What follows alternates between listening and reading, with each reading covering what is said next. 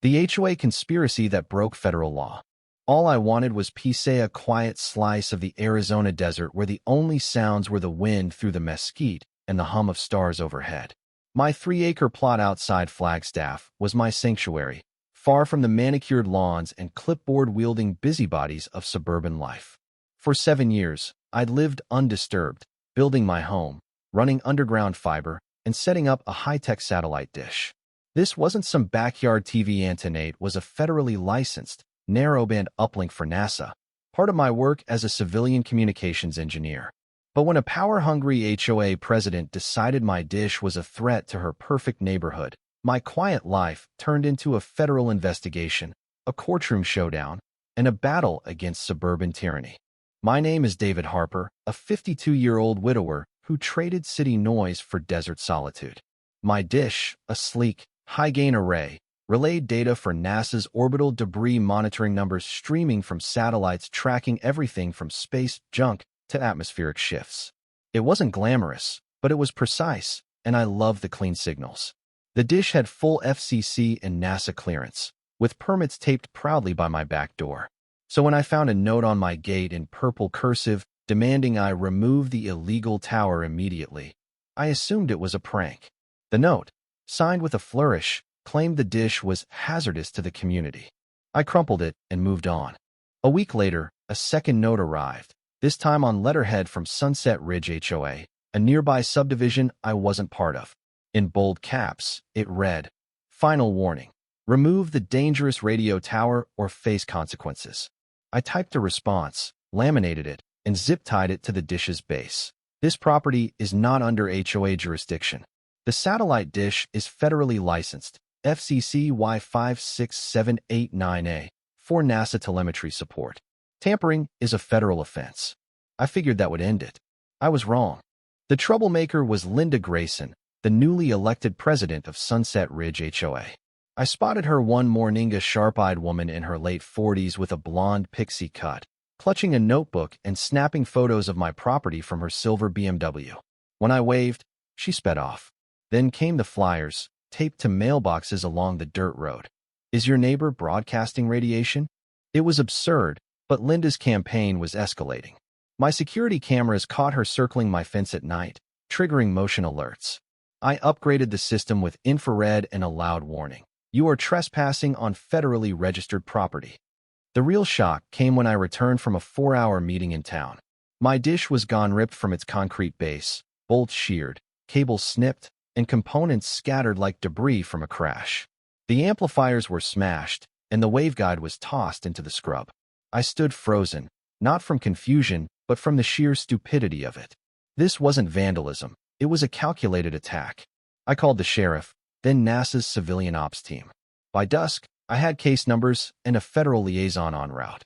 Sheriff's Deputy Tom Alvarez arrived, a weathered man with a seen-it-all squint.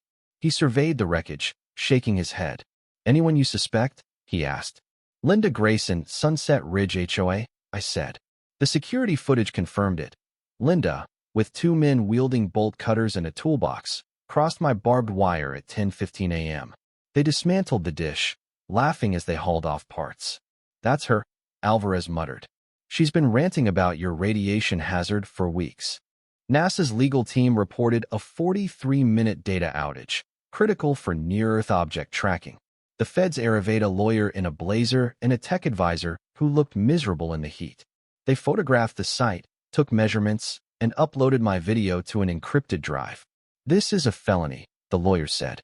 "Title 18, Section 1361, Destruction of Government Property." That night, my cameras caught Linda again, standing by my fence, hands on hips, admiring her handiwork like a proud gardener. The story leaked fast. A local paper ran the headline, "Flagstaff Man's NASA Dish Sabotaged by HOA Leader."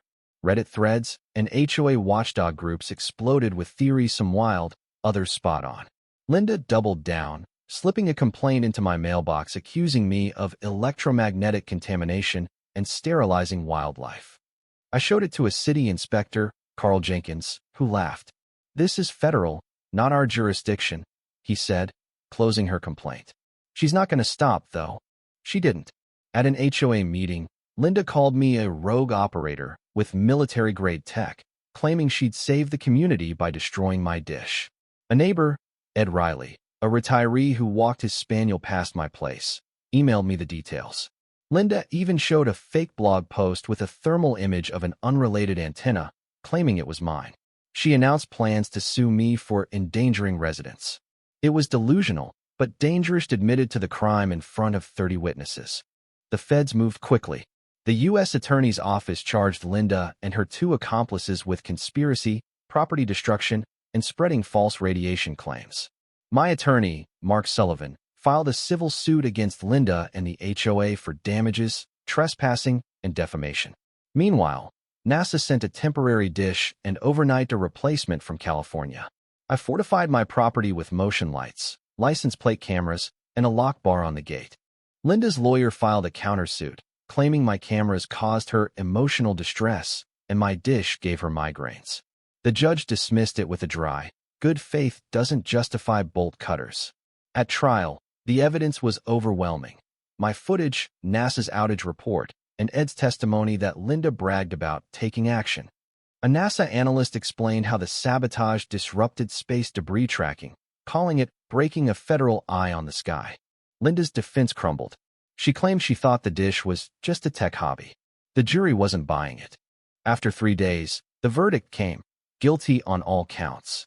Linda got 6 years in federal prison, a $150,000 fine, and restitution to NASA and me. The HOA was held civilly liable for failing to stop her. The courtroom was silent as marshals let her out. A spectator whispered, "She did this to herself." Sunset Ridge HOA imploded. An audit revealed Linda had misused funds for private investigators and legal fees. Residents demanded the board's dissolution, and the HOA was replaced by a voluntary neighborhood group with no legal power. NASA upgraded my setup with a next-gen antenna, encased in steel with a laser-etched warning. Authorized federal instrument "Do Not Tamper." My contract expanded to manage multiple data streams, and I added a sign: Linda's folly may overreach, never return. At a barbecue with Ed and a few neighbors, we watched the new dish hum to life under a fiery sunset. The desert was quiet again, and I had my peace. 6 months later, the final judgment awarded me $300,000 in personal damages and $600,000 in a class action suit for HOA victims. Linda's home was auctioned off. No one from Sunset Ridge bid. The case became a national precedent against HOA abuse. I sat on my porch, the antenna's soft clicks blending with the desert wind. Freedom, precision, peace. I'd fought for all 3 in one. What do you think about this story? Have you ever faced injustice or overreach in your community? Share your thoughts in the comments. Let's discuss how far is too far when it comes to power and control. Your voice matters.